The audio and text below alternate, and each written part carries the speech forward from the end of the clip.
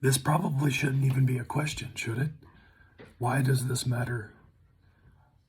I mean, it should be obvious to you by now if you're an underclassman and you haven't really paid attention to the news, then by now, being in my class and taking other classes this year, you should have a sense of why this is important. And if you're a senior or a junior, then, maybe, you should have known this already before you took my class. But if it's not readily apparent to you why this question matters, then let me try to explain why I think it's important.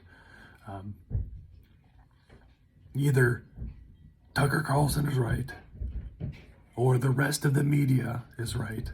And by the rest of the media, I mean CNN, MSNBC, PBS, Politico, USA Today, you name it, any other reputable news organization. Either Tucker is right, or the rest of them are right.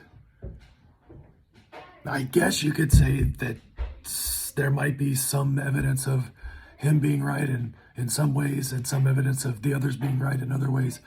But, I mean, when it comes down to it, it seems like there's pretty much an either or here. This could be, if Tucker Carlson is right, and I hope he's not, but if he's right, then there's been some kind of secret, if not weapons manufacturing, at least dangerous, deadly materials that's been funded by the U.S. government in a country that is very close to one of our old enemies. And maybe this is the most important thing. If he's right, then the federal government, the Pentagon, the White House, and the rest of the media are collaborating together to ostracize and marginalize conservative media voices, which would amount to something like McCarthyism or a third Red Scare or something like that.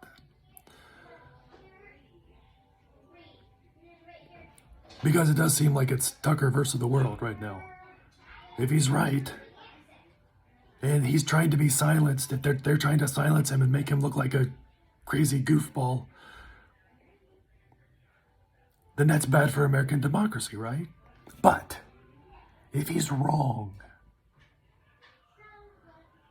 and all the other media outlets are right, and the federal government is telling us the truth,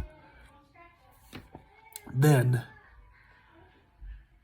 we have America's most watched evening newscaster spinning us half-truths and misinformation. That in and of itself is bad for democracy. But if it's also true that the same things that he's saying